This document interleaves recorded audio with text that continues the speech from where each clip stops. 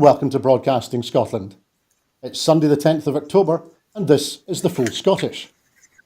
I'm Andrew Wilson, and today I'm hosting the programme from our studios in Glasgow. First, we will have a brief coronavirus update, then I will introduce today's guests, and then together we will look at the past week's news. As at 2 p.m. yesterday, Saturday, there were 2,417 new confirmed cases of COVID-19.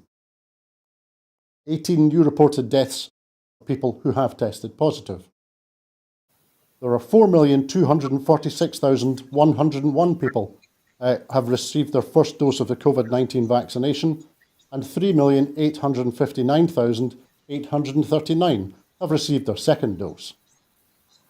943 people were confirmed in hospital with recently confirmed COVID-19, 61 of whom were in intensive care. Since the start of the pandemic, a total of 588,062 people in Scotland have tested positive for COVID-19, and of those, 8,791 patients who tested positive for COVID have sadly died. Now, on The Full Scottish today, we're lucky enough to be joined by two fantastic guests. Firstly, we have the journalist, writer and content creator, Alice Taylor. Alice was a legal assistant working for a maritime consultancy and then got involved in marketing. And following that, she worked for a large multidisciplinary legal and corporate firm as their head of marketing. However, since then, she has been living and writing and working in Tirana in Albania, and she's also now an associate of the Coalition for Women in Journalism. Alice, good morning, good afternoon for you. How are you? Good morning, good afternoon. I'm very well, thank you. Thank you very much for joining us today. And I'm also joined this afternoon by Collette Stevenson, who's the MSP for East Kilbride, and she's been the MSP since May 2021. Collette was a local councillor and was Deputy Provost of South Lanarkshire Council. She has worked in the public sector, the private sector and the third sector. Collette, good afternoon. Thank you for joining us. How are you today? I'm good, Andrew. Thanks very much for having me on. It's a pleasure having you both. Collette, very quickly, just before we get started with a review of the news from the past week, it struck me during the week when I was talking to another MSP for whom this is the first time they've been elected to our Parliament, that you were elected to Holyrood 5 months and 4 days ago. So I was just going to ask you briefly, as we have you on this afternoon, how have those 5 months and 4 days been? How's the job going? It's excellent. I'm thoroughly enjoying it. It's been an absolute honour and privilege to actually represent the people of East Kilbride and have their voices heard in the chamber in Scotland. Every day is a school day, from being on new committees as well and being heavily involved in COP26. The whole world is looking upon us, so it's really incumbent on us to set an example. So that's a fantastic privilege as well. So overall, getting to know our new colleagues, meeting with old and new, it's been amazing, absolutely fantastic. That's great. Thanks, Collette. So now, having taken that little update from Collette, what we will do now is have a discussion together of the news and headlines, of the leading news and headlines from the past week. And firstly, the first story we'll look at is that Boris Johnson, the Prime Minister, announced last week that he did not support any new law on tackling violence against women. And he claimed that there was abundant existing legislation. However, it's reported that this has caused disquiet throughout the Home Office. A senior Home Office source said, trying to bring this issue down to wolf whistling is massively problematic. But we're going to make this happen. People are prepared to put their political capital behind this, and the Home Secretary is very much among those very much behind it. So, Collette, we've seen the conviction of PC Wayne Couzens recently, and then another arrest of a serving police constable, and this has raised the profile of the issue of the treatment of women generally. We saw during the week, we then saw Dominic Raab deliberately, apparently, misrepresent misogyny, and now we're hearing reports that Boris Johnson is squashing Home Office plans to to address public sexual harassment. What's your reaction to the way in which we're hearing reports of the response from the top of the Westminster government this week regarding this issue? I actually cannot believe that our own Prime Minister has actually come out and basically stated that it's mere wolf whistling. This is absolutely endemic in our own society and needs to be addressed. It needs to be looked at, from an educational point of view as well. And I don't very often agree with Priti Patel, but I think, as a woman, given all of the, incidents that you just mentioned there, that, it's incumbent on our leaders to ensure that these are addressed, given what's happened within our own police forces. Not to mention just some of the other things that are coming out from the reports. And I know that within the Scottish Government alone, we announced a £30 million investment into victim support over the next few years. And I hope that will address some of the issues that have came forward in terms of misogyny. I truly believe it's not responsible for our women to tackle this. But again, for our males to be able to look and reflect on some of the language and some of the behaviours that they use, and focus as well on education within our schools, because it's becoming more and more apparent that it's happening at a lower age as well. Thanks, Collette. Those are very good points that you make. We've heard discussions this week, perhaps in reaction to some of the outrage that was understandably being expressed. We've heard suggestions, perhaps, of an 888 phone line being set up, and we've also had the usual rhetoric regarding street lighting and people and the situation that women find themselves in. Now, to turn that on its head, and to your point, it's very much the situation that women find themselves put into by the behaviour of men. So with a Prime Minister who has a notorious reputation for his behaviour towards women, and who this week, as you say, has sought to reduce the issue of public sexual harassment to, quote, mere wolf whistling, unquote, what do you think we need to do to make that kind of societal change inside the heads of men? I think the way we need to tackle this going forward, as I said, I mean, the 888 line is not just sufficient. I mean, we've seen coercive control coming into play with misogynistic behaviour as well. And coercive control can actually mean taking the likes of handsets, your mobile phones and things like that off. So women who are experiencing things like that may be not able to be accessible to these things in order to report that kind of behaviour. I truly believe that, misogyny should be part of a hate crime bill. Again, it's incumbent on men to go back and reflect on how that would make a woman feel. I mean, you're talking a small minority of men, but when it's coming from the top, it's absolutely disgraceful that he who should be, being held to example and shown that, he's leading the way in terms of misogyny and tackling this, given everything that's happened, it is absolutely, disgusting as far as I'm concerned. And again, actions to take it forward, I suppose, are social media as well, and what you're putting out there, and just actually reflecting on what you're putting out there, as well as our own social media providers, and scrutinising and policing that as well. Thanks, Collette. And I think it's worthwhile remembering that Scotland is the only part of the UK where domestic abuse is a specific criminal offence. Under the Domestic Abuse Scotland Act that was introduced in 2018.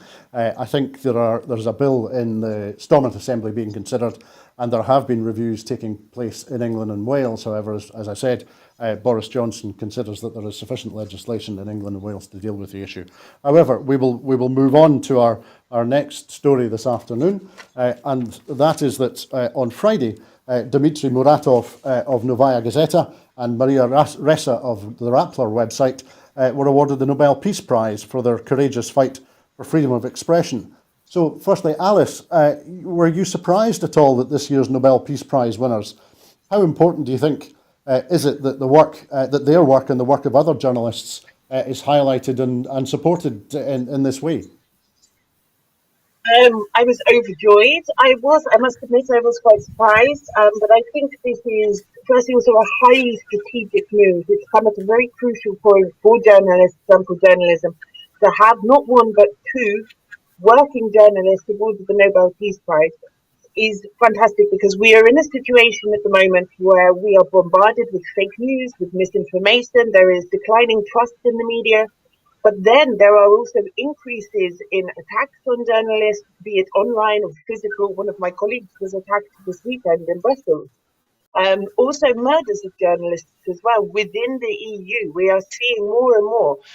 So to really shine a light on the work that journalists do and the importance of the work that they do, the contribution that this has, not just to society, but to democracy, and then eventually towards peace, is incredibly important.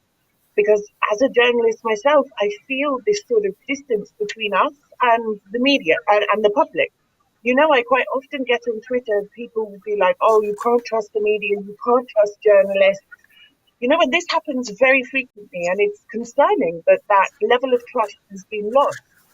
So to have such a prestigious prize awarded to two journalists, and this is the first time it's been awarded to journalists in almost 90 years.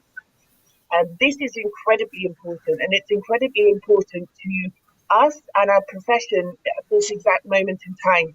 I also have to say, I mean, Dimitri's work is astounding. I mean, he's had 6 members of his team murdered. 6. I mean, that's just incredible. And then to continue doing what he's been doing is extraordinary.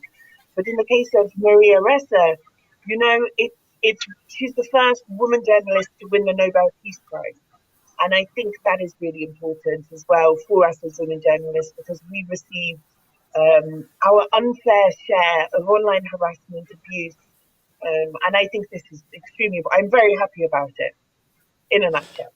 That's great, Alice. Thank you. And also, I was hoping to ask you as well, what's your reflection on the situation for journalists working in Albania at the moment? Oh, it's tough. So, I mean, the biggest struggle we face at the moment is against the government itself. So we're battling several issues, including a potential law which could bring all media under the supervision of a government entity. We're battling several other legal sort of situations involving the government. But there is, I mean, I received a death threat in August, and the police failed to take any action on it despite me making a complaint. And I've just been told that it will likely be dismissed by the prosecutor because they don't think it's serious enough. So there is a very severe lack of understanding of what constitutes as a threat, what is illegal, the threats that you face. You know, somebody messaged me on Facebook and told me that they were going to rip my skull off, which to me is more, it seems more likely than someone just saying, oh, I'm going to kill you. You know, it's a very specific sort of threat. And there just seems to be a lack of understanding in Albania and everywhere else on the fact that what happens online, because it's online, doesn't mean it's any less serious. Thanks, Alice. And please keep us up to date with the way in which your complaint regarding that outrageous threat, what the final disposal and response is from the authorities in Tirana, because we care, and it's important that we keep in touch with stories like that. Collette, turning to you now, with regard to Maria Ressa, she of the website Rappler, who was the co-recipient of the Nobel Peace Prize on Friday, she has launched a stinging attack on Facebook, accusing the social media firm of being a threat to democracy that was biased against facts and failed to prevent the spread of disinformation. She said its algorithms prioritise the spread of lies laced with anger and hate over facts. She said that Facebook has become the world's largest distributor of news, yet it is biased against facts, it's biased against journalism. If you have no facts, you can't have truths, you can't have trust. If you don't have any of these, you don't have democracy. So, Collette, from your perspective, sitting in the Scottish Parliament now, what do we do to guard against the power and influence of social media companies who are accused of being biased against facts? Again, it goes back again to some of the stuff we spoke about in terms of abusive, coercive behaviour as well, and Facebook and the likes of Google and Instagram. They should be being held up, in the highest in terms of regulation as well, and that's something that we should be doing more of in terms of regulating. In terms of the biased media that's going out. I mean, it's very well known, Andrew, that, that it's set amongst, algorithms and things like that, that the stuff that's actually going out there. But key for me is actually our children and the impact that it can actually have on our children. I think, I think there was something like the way in which that you can go on to these social media platforms as well is about the verifying of age. And I think they said something about it's a Scouts Honour system. But again, actually ensuring that our young people aren't actually impacted by the damaging content that's actually coming out there. And as we look back at misogyny, it is key that, some of the damaging content that's there, and we're looking at, the way in which accounts are held between 13 and 17-year-olds has a knock-on impact on the way that these people are thinking. But the bias as well that's coming out, we need to have better regulation and control, and that is our policymakers that need to ensure that that's happening. Thanks, Collette. I was just going to ask you that question actually, with regard to, for example, Facebook, but other social media platforms as well. Do you think that we've now reached a stage that, in respect of their obligations to democracy and their obligations to individual citizens, especially younger citizens, do you think that we're now at a stage where our technology platforms like Facebook will have to be much more rigorously regulated? 100%, Andrew. I truly believe that, given how powerful that they are, I think that it's incumbent on globally, not just in the UK, but globally, that there's regulations set in place. I mean, not just to mention misogyny and the impact it has on our young people, but even some of the things that are coming out over gun control in different countries as well, exploitative behaviour online as well, that there has to be some form of global regulation. And again, it's incumbent on all of our countries to ensure that actually happens, and that online harms are reduced somewhat. Thanks, Collette. And Alice, finally with you, what from your perspective, having worked in communications in a number of countries, what's your perspective on the prospects for a fearless and honest press playing its important role in democratic society? We have to work very, very hard now to get back the trust of the public. That is the main issue. But also, I think there is a big issue. I mean, this is in Albania. This is in the UK. There is an issue with media literacy. Let's go back, for example, to when I was at school. We didn't have Facebook. We had the internet. I'm not that old, but we didn't have Facebook. We didn't have Instagram. We didn't have TikTok. Now, with the prevalence of these platforms, these new forms of receiving news and information, people need to know, they need to understand from a very young age how to analyze it, how to criticize it, how to be able to differentiate between what is factual and what is not. I really feel that there has been no sort of update in the education in this respect, meaning that people are, we're bombarded with information everywhere we look, even without realizing it. But we are not being taught, and especially the younger generation are not being taught how to process it and how to differentiate and how to fact check. And this is a big, big problem, because you're going to have generations of people who either believe the wrong things, who don't trust things that are correct. And of course, in the situation of the pandemic, for example, misinformation can cost lives. This is a very serious issue. I've been calling for this in Albania. We have, despite the ready availability of vaccinations, we have one of the lowest vaccination rates in Europe. They just made vaccinations mandatory for university students. And in a recent study, 74% of students said that they were against mandatory vaccination, and 34% had been vaccinated. And that's really concerning, because the information is out there if you want to take it. But we have a problem here where we have conspiracy theorists on mainstream television being presented as experts, and we have people that are not questioning, that are not knowing how to fact check. And this is a big problem. And I don't think we can, us as journalists, we can do the best job possible. You know, we can be completely ethical, we can source everything, we can ensure all the I's are dotted and the T's are crossed. But if our audience are not understanding how to process the information they're being given, then it falls on deaf ears. Thanks, Alice. That's we'll continue to get updates from you too with regard to the developments. It's a very useful exercise to have a perspective from across Europe, and it's something that we try and do as much as we can on Broadcasting Scotland, in particular on the Full Scottish. But we'll move to our next story now, and that is that there are reports that Afghans who recently arrived in the UK after fleeing the Taliban takeover have asked to be sent home, casting doubt over the success of Operation Warm Welcome, the government's Afghan resettlement programme. A widespread lack of housing means that hotels have been commandeered as emergency temporary accommodation for 7,000 refugees, with Home Office officials now admitting that some of them will be held in those hotels for months. One council leader described the government's programme as a shocking failure. Councillor Danny Thorpe of the Royal Borough of Greenwich in South East London said that the lack of organised government support when 700 Afghans arrived in his borough in August was unforgivable. This was one of the most shocking failures of government that I have ever encountered, he said.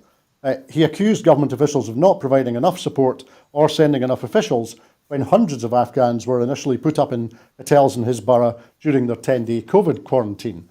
He said there was a huge mismatch between the rhetoric of senior government politicians and their actions to support people.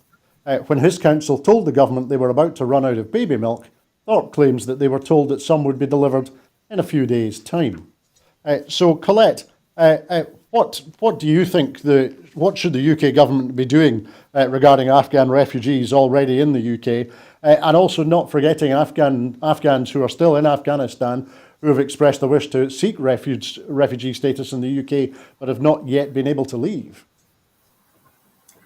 Yeah, I mean, I actually had a conversation with Alice just prior to us coming on live, and it was absolutely telling that Albania, who is a much smaller country, had welcomed them with open arms. We, for some reason, seem to have this hostile environment. While in Scotland, and I mean, the First Minister has actually come out and said that we welcome everybody with open arms and, where possible, working closely with the local authorities. However, that doesn't seem to be happening. Particularly in areas such as Sheffield, where it's been reported that, and I think it was a few weeks ago, a young 5-year-old Afghan refugee managed to jump off one of the hotel buildings. There was another wee boy who was found malnourished, disabled, hadn't had any medical interventions at all. It's absolutely shocking that we aren't able to provide for these refugees that have came from such a horrible and devastating background. And as far as I'm led to believe, there's still people actually trying to get out of Afghan, given the circumstances that we have there. We want to welcome these people. We want to make sure there's no hostile environment for them, and ensure that, where possible, that I get the challenges about, housing in the hotels, but for some of them, the actual UK government should be working closer with the local authorities to ensure that it's very subjective, based on the needs of these people who are coming in, who are absolutely at our most vulnerable. Thanks, Collette. And we'll put some of those points to Alice now, because, as you say, Albania, which is one of Europe's poorest nations, has committed to taking in up to 4,000 refugees from Afghanistan. The 677 who have arrived already, including 250 children, are being housed in resorts along the Adriatic coast. And that's a practice that was developed, or it was based on an emergency response approach that Albania developed after the earthquake in 2019, when people left homeless were accommodated in beachside hotels. The decision to accept so many refugees from Afghanistan appears to be popular in Albania, which it said is a country with a long history of accepting people who have taken flight. Providing for refugees is the right and natural thing to do, the Prime Minister said in an interview last week. He said, "We don't put people in camps, they are dehumanising, and where all the problems start psychologically. We have been like them many times in our own history. They are just trying to escape from hell." And it's also useful, I think, to bear in mind that over the summer, sensing that the American-backed government in Kabul would not last as long as the US completed their withdrawal from Afghanistan, the Albanian Prime Minister first offered at a NATO summit in June to help to address what he feared then would be a flood of Afghan refugees. He urged other leaders to do the same, but NATO leaders at that time saw little reason for immediate worry. They stuck to Washington's optimistic view that the Taliban were months or even years away from victory. So, Alice, with that background and that introduction, however, you're the one that's on the ground in Albania. So, what have you been seeing and hearing over the last few weeks with regard to refugees from Afghanistan, and what is the general mood in Albania at the moment? So, first of all, I want to address the Coalition for Women in Journalism that I work with. We are still evacuating people, women, from Afghanistan.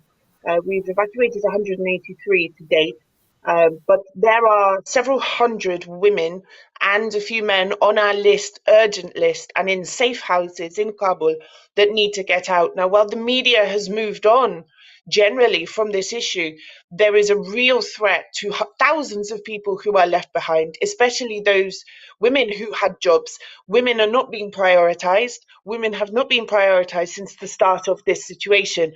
I've met with Afghan women who are now in Albania. I've met with quite a few of them, and it's been fantastic. It's been humbling. They have been staying in resorts along the coast, and these are sort of 4-star resorts. They have a good standard of living there, as much as one can expect. There are also around 10 local and international NGOs on the ground there, which are bringing in truckloads of aid and sort of basic necessities that these people need. Also, there's been a great response from civil society. I've been working to coordinate with the local sort of immigrant and expat community, collections and donations. And we've been creating care packages for families, for women, containing everything from tweezers to new underwear to diapers to soap to toothbrush. I mean, you name it. And we've been delivering those. We've delivered about 300 so far, which has been great. You're very right. The Prime Minister of Albania has, in my mind, and I am normally quick to criticize some of his actions, but I feel that the response to this crisis has been spot on. Albania is the poorest country in Europe. The minimum wage is 240 euros a month. Over the years, many Albanians have been refugees themselves. There are hundreds of Albanians who get asylum in the EU every year. You know, this is a country that has a lot of problems, but still, with open arms, they have opened up and said, we will take as many people as you need. And, you know, I've been on the ground and I've spoken to these women and these families, and they've all said the same thing. You know, when we heard we were going to Albania, we were a bit concerned. We were a bit worried. We didn't know what to expect. But since we've got here, we've been given the biggest welcome. We feel like it's our home. We've been treated like we're on holiday almost. You know, they are just completely overwhelmed with the kindness and the generosity and the welcome that they've received. And this was incredible to hear because, as I said, Albania is a poor country, but also when you start to understand what these people have gone through, I spoke to one woman who had a choice. She was given a choice by the university, foreign university she'd studied with, and that choice was, we can get you and only you out. So you can either come and leave your family, or you stay and you're at risk of whatever happens when the Taliban find you. And her family made the decision that she would leave. You know, she went to the airport in Kabul. She was there when the suicide bombs went off. She was covered in blood afterwards, not her own. She saw horrific things. She had to sit for 4 days inside the hangar of the aircraft with nothing except her clothes, because they had to leave all their luggage behind. And she said, Alice, for 4 days I sat there thinking there was going to be another suicide bomb. She said, I didn't eat or drink for 4 days. We were then put on an aircraft. We had no idea what was happening to us, where we were going, if we'd get out, you know. And she said, I can't contact my family anymore. I don't know what's happened. And when you hear these stories, and that's one of the nicer stories, if you will, you know, when you are sat face to face with these people who have, you know, are highly educated, are ambitious, are kind, are friendly, are just regular people like me or you, just normal people. And you hear the choices they've had to make, what they've been through just to even get on that plane, you know. And when I hear that my home country is treating people like, I don't even know, like cattle, you know, just this hostile environment, it makes me ashamed. It makes me ashamed. You know, when you compare to Albanians, you have people in this country who have nothing. You know, the government is struggling after the pandemic, and still they've opened their country to these people. It makes me ashamed. Thanks, Alice. We'll move now to our now regular weekly update on more news from the hostile environment on Brexit Island here. And so, Collette, this morning we've heard from Grant Shapps that he wants to train 2,000 more HGV drivers. However, we need to bear in mind that if they all started training on Monday, they wouldn't actually be driving vehicles until February. And this is somewhat in contrast, would you believe, to the offer the UK has received from the Albanian ambassador, who this week said, if your government would like, we can offer good, reliable drivers, maybe 5,000 immediately. So it strikes me that we're perhaps again seeing what the leader of Greenwich Council described as a mismatch between the rhetoric and the actions of senior government officials in Westminster. What do you think we can do in Scotland to address the issues that are arising, both in the short term as people start to begin to look and plan for Christmas, but also what do you think we can do to address these problems in the longer term? Yeah, Andrew, I mean, it's absolutely telling. And again, it comes down to Brexit, doesn't it? I mean, it's an actual perfect storm for a crisis at the moment.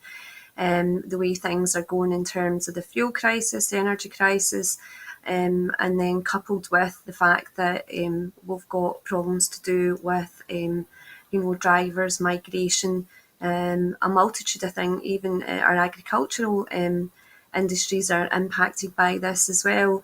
I mean, we as a government and the SNP are asking that there should be some sort of Brexit fund put into place to actually challenge some of the issues that are going on here. Not to mention the fact that we are dealing with, thousands of families that are impacted by the £20 a week universal credit cut as well.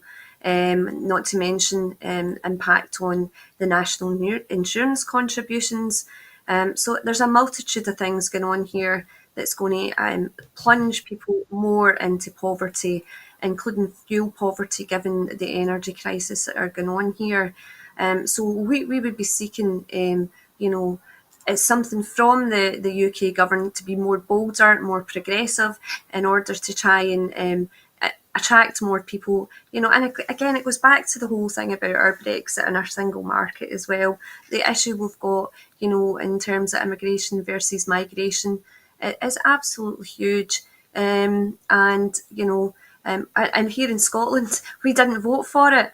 62% of us didn't vote for Brexit, and now look what we've got. It is absolutely shocking, and it's so tangible now. What's happening here? Well, that's a good point that you make, Collette. Now, in terms of the social security system, I suppose that that's reserved to Westminster, so would properly fall into the mailbag or the inbox of your colleague Lisa Cameron, the MP for East Kilbride. However, what response are you, what reactions and what questions in broad terms are you hearing and seeing in your interaction with your constituents who are talking to you about their concerns with regard to the situation that they found themselves in now because of the removal of the temporary uplift in universal credit, which finished on Wednesday, and also their concerns over the next few months? Well, again, Andrew, I recently, just this week, visited Loaves and Fishes, which is our local food bank here in East Kilbride, and they can't believe it. The feedback that I was getting from them was that families that actually used to donate to the food bank are now having to come and ask for parcels from the food bank due to the combined of furlough, losing their jobs as well. There was one family who she had three children, and she wanted to go back to school, back to college, and reskill. And she was determined to do that. However, it impacted on her benefits as well. And as such, she's actually plunged herself into poverty in order to, ensure that she's actually reskilling as well as actually feeding her family. And she's found herself whereby she's not actually feeding herself sometimes. And she, despite the stigma and everything attached to it, she's had to go to the food bank and seek help there as well. And one of the other things as well that stands out for me, and it, is women who are, exponentially, disproportionately impacted again between domestic abuse and whatnot because of the way the universal credit's set up with the DWP and whatnot as well, are less likely, to report crimes because it's a change in their actual circumstances, and it ends up plunging them more into poverty and it potentially keeping them in a violent environment that they could otherwise, had we had the powers, we could move away to a different model of, social security and benefits there as well. So there's a huge, impact on local families here, and having spoke to the people that run the actual Loaves and Fishes food bank, they're seeing more and more people coming in. They're seeking more volunteers to try and help them. They're putting a call for arms out to shops, locally, any other companies as well, to try and seek toys and things like that on the lead up to Christmas. So that's where we are, and that's what I am seeing locally. Thanks, Collette. And Alice, I know that in Albania and around the world, there are people are under pressures for all sorts of reasons and in all sorts of ways. But as I said earlier, we're always interested to obtain a broader perspective and a different view of the stories that we discuss as they relate to Scotland and relate to the UK. So I remember that Albania's application to begin the process of joining the EU was blocked in 2019, blocked by the French, I think. But what do you sense is the view of Britain, or if there is a view that you've picked up, what's the view of the people of Albania with regard to the decision by England to take the UK out of the EU? Albania and Albanians are extremely pro-EU. They are European. They want to be in the EU. They see their future as a member of the EU. The country needs a lot of the benefits in terms of investment, helping out in sort of bringing the country on a better path. Albanians are very pro-EU. In terms of the UK leaving, I have to deal with people making a lot of jokes about it. It can be a bit awkward, embarrassing sometimes. I mean, I myself am pro-EU, so I have to sort of smile and nod when someone makes a joke about the disaster of the UK leaving. It's very difficult for Albania, though, because the door has essentially been closed now.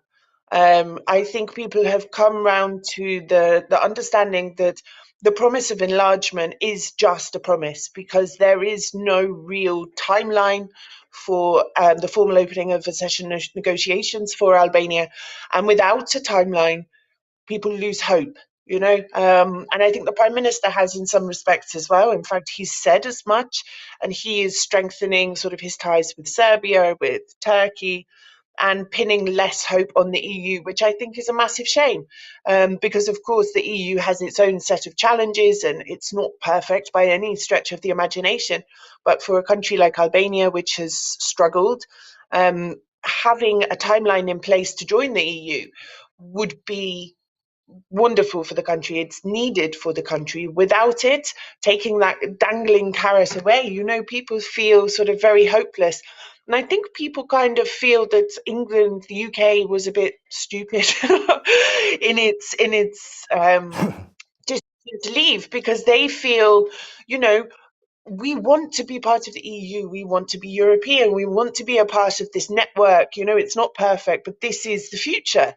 And then to see a country leave and not do particularly well, let's be honest, I think it does make them look a bit ridiculous. And I must say, I do share that view as well.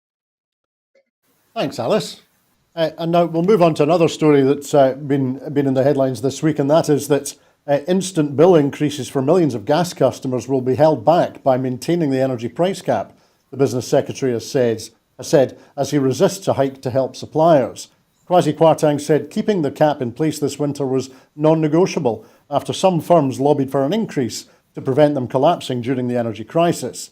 He did not set out any additional support for struggling businesses after bosses and some Tory MPs called for help to prevent them going under as wholesale gas prices soar. He sought to reassure the public of the safety net that we have in place to shield customers from instant price hikes this Christmas and to ensure everyone gets the supply that they need. Despite some pushing me to lift the cap, I am absolutely clear it is here to stay and will remain at the same level throughout the winter, he wrote in the Sunday Express. And that's in the context that gas prices have risen 250% since January this year, and while households are partly shielded from the increase by the price cap, it is expected that customers will be hit with a massive hike as the cap is increased in the spring. Collette, so this week we've heard of the challenges faced by domestic gas customers, also the energy-intensive user businesses who depend on as I say, intensive use of gas energy for their businesses. And we've also heard that gas suppliers are feeling pressure as well. So does it look like to you that a gas market in the UK that's been in place for 30 years is about to collapse in a few months? And if it is about to collapse, what do you think the UK government should be doing principally to protect domestic gas customers? Yeah, Andrew, it's quite telling, and I believe he was on Andrew Marr this morning stating that they still aren't willing to, move that, the gap. So again, another perfect storm going forward into what could be one of our worst winters ever. And in terms of, we need to be more bold in terms of what we do, and particularly with our gas. I mean, there's been several news articles come out since then saying several factories are potentially going to be closing because of the impact of the gas bill.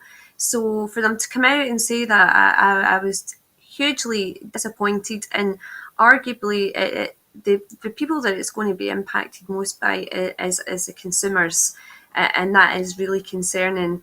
I mean, and given, Scotland is actually leading the way in terms of renewables as well, whether that be marine or, wind as well, it is deeply concerning that they don't have a better strategic move in this bigger vision stuff. I mean, it really is shocking to say the least. I mean, from an economic point of view and from a strategic point of view, what we should be doing, given that, that when the nuclear and oil, which is what Boris Johnson is purporting to do, is used going forward as well, rather than, focusing more on what we can do in Scotland and leading the way is, borrowing is actually cheaper at the moment, right? So looking at putting in a proper, bigger strategic move there, and being world leaders, going forward, and having that better transition, and especially given that we're again, I mentioned obviously COP26 is literally just round the corner as well. So I was hugely disappointed to hear that is the way in which that they're going on this. Thanks, Collette. And of course, as we know, energy policy in the United Kingdom is reserved to Westminster, and that seems to be becoming into greater and greater conflict with the situation in Scotland, where we are and have been for a very long time a net energy exporter, and also we're the leading generator of green energy in the United Kingdom. So given that stress, do you think that should some aspects of energy policy be devolved to Scotland, or is there another solution to that conflict? Well, again, given everything that's going on, coupled with what I mentioned earlier as well, I think it just more or less paves the way that Scotland should be an independent country in order that we can then ensure that we've got the levers in order to do that as well.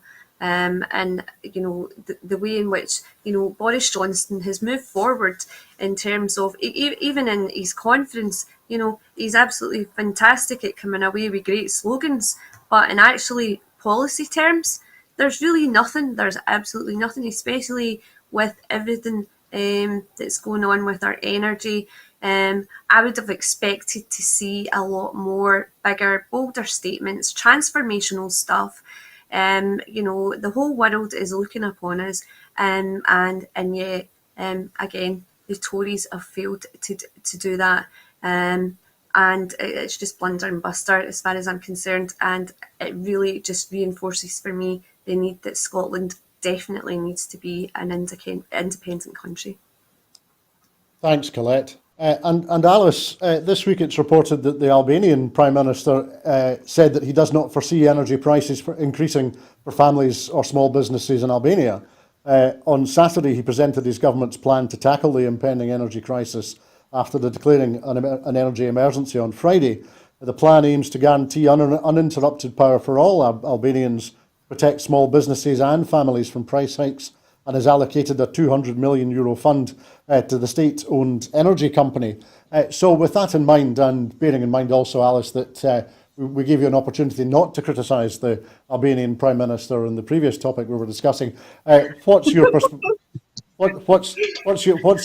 perspective on the declaration of the energy emergency on Friday, and what's the situation in Albania that you're seeing?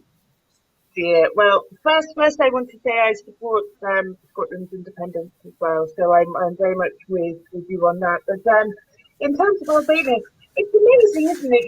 State of emergency on the Friday and a solution on the Saturday. I mean, what an efficient government! If only that sort of level of efficiency could be exported to every country in the world, every problem would be solved overnight. It'd be fantastic, wouldn't it? Okay, so let's look at the facts. So, okay, yes, there is an issue with gas and fuel for cars.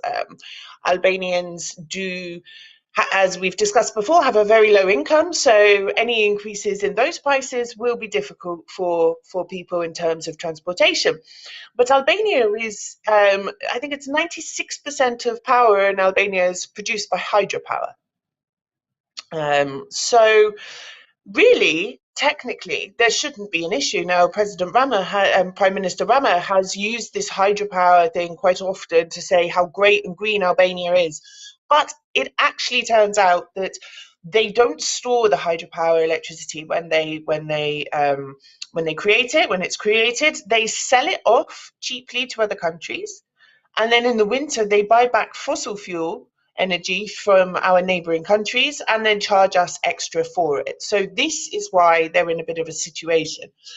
But honestly, I don't see it being a huge issue. And I think that Rama's hugely dramatic declaration of a state of national emergency. I mean, he compared it to the COVID pandemic, which has killed thousands of people in this country. He compared it to the earthquake in 2019, which caused billions of euros worth of damage and killed 51 people. He's compared it to those, but yet he managed to solve it by pretty much the next day. I mean, that is really outstanding.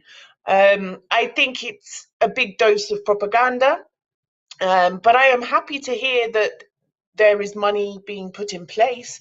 So should there be any issues, it's not going to affect our purses, because, I mean, my electricity bill last December was 120 euros, which I'm not using it excessively. I mean, I grew up in Cornwall. I'm used to being cold in the winter and just putting on extra clothes and things. You know, we don't leave heaters on, etc., all the time. And when you consider the minimum wage is 240 euros, I mean, that is a huge chunk. You know, how do people afford that? So it would be disastrous if the prices went up. But honestly, I think at the moment it's a bit of a storm in a teacup, and it's the Prime Minister has sort of swooped in to save the day and to look good. But let's see what happens. I mean, it's something. I hope it's not going to affect us too much, because we already have huge problems with poverty and with people not being able to warm their homes and take care of their family during the winter months. So I do hope that this is something that will be managed if it becomes an issue. Thanks, Alice. And our final story this afternoon brings us back to Scotland, and that is that the Scottish Constitution Secretary has said that Tory ministers in London are attempting to diminish the powers and responsibilities of the Scottish Government. Devolution is under systemic attack from a hostile UK government, the Scottish Constitution Secretary Angus Robertson has claimed. He argued that UK ministers are using Brexit and the Internal Markets Act, to take back control of devolved powers. He was giving evidence to Holyrood's Constitution Committee for the first time since his appointment, and he said that the UK government is using post-Brexit policies and spending plans as an ill-disguised attempt to diminish the powers and responsibilities of the Scottish Government and the Scottish Parliament. Citing reported comments from Boris Johnson that devolution had been a disaster, Mr Robertson told MSPs that devolution is under systematic attack from a UK government that is increasingly hostile to devolution in both word and deed. He said that the Internal Markets Act was designed to manage regulatory divergence post-Brexit and prevent trade barriers between UK nations, and he said that it takes powers away from Scottish ministers and places it in the hands of UK ministers. He also said that the UK government spending in Scotland on areas that are reserved to Holyrood is likely to have a profound and damaging effect on the devolved budget.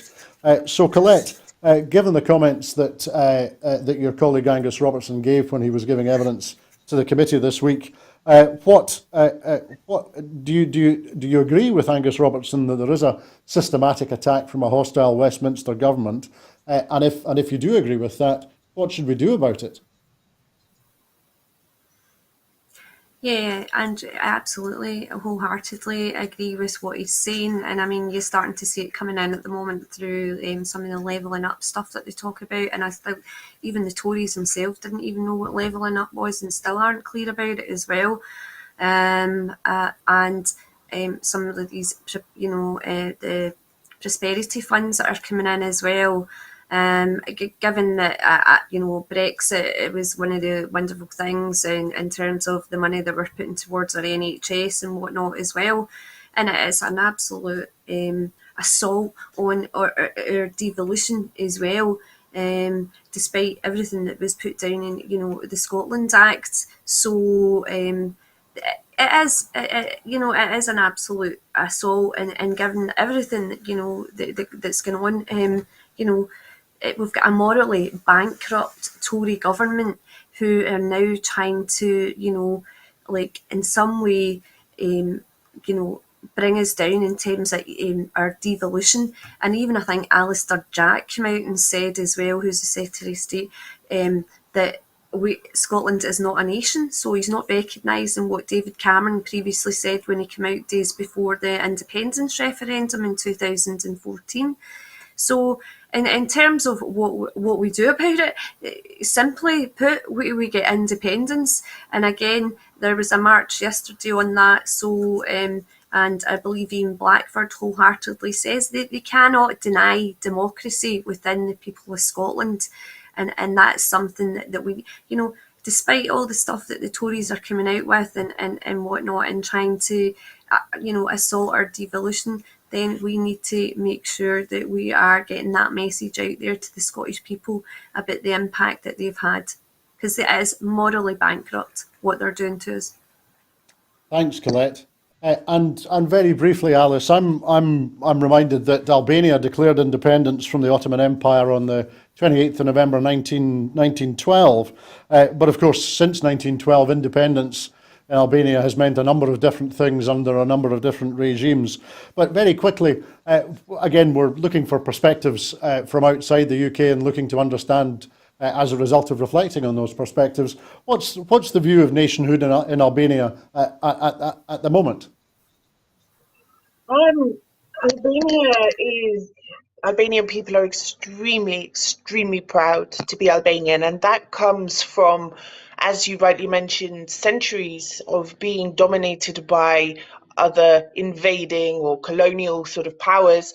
And of course, they had a few fragile decades of independence between the end of the Ottoman Empire, and then they were plunged into a communist dictatorship for almost 50 years. So it's a 30 years sort of bid for freedom now, and people are extremely proud. Of course, there is an element of nationalism here, which can be a bit toxic in my view, but there is definitely a line between the patriotism, which I really like. People are proud, people are resilient, people are tough, people are proud of where they've come from and what their sort of ancestors have been through. And it's really remarkable if you go to some parts of the country and you can see the way that Albanian traditions have survived for hundreds and hundreds and hundreds of years, predating the Ottoman sort of occupation. And that's really extraordinary, that they've been so resilient. And I think when you consider Albania has been sort of truly independent for 30 years, we have to cut them a bit of slack on some of the areas where they may be struggling, sort of corruption and crime and things like that, because while they struggle with mismanagement from 30 years of not the best governments, the Albanian people are proud, are strong, are tough, and are the most welcoming people you'll ever meet. Alice, thank you very much. That's an uplifting way to end, because that was the final news item this afternoon. In making these programmes, Broadcasting Scotland relies on the support of viewers and others who value our distinctive approach to news and current affairs. If you would like to support us, and we would really like you to support us, then please consider subscribing or donating to Broadcasting Scotland, and you will see the link to do that on the screen now. There are other ways in which you can also support and contribute to our work. If you would like to volunteer with Broadcasting Scotland, either behind the scenes or in front of the cameras or in any other way that helps and promotes the station, then please visit our website at www.broadcastingscotland.scot and send us a message there. Meantime, we will be here tomorrow with the next edition of Scotland at 7, so please tune in then. I would like to thank everybody for watching us today on Broadcasting Scotland, but also a particular special thanks to our two guests today, Alice Taylor and Collette Stevenson, MSP. I hope Thank you, Alice. Thank you, Collette. Thank you. I hope that you enjoyed your full Scottish this afternoon, and I hope that you have a very peaceful weekend.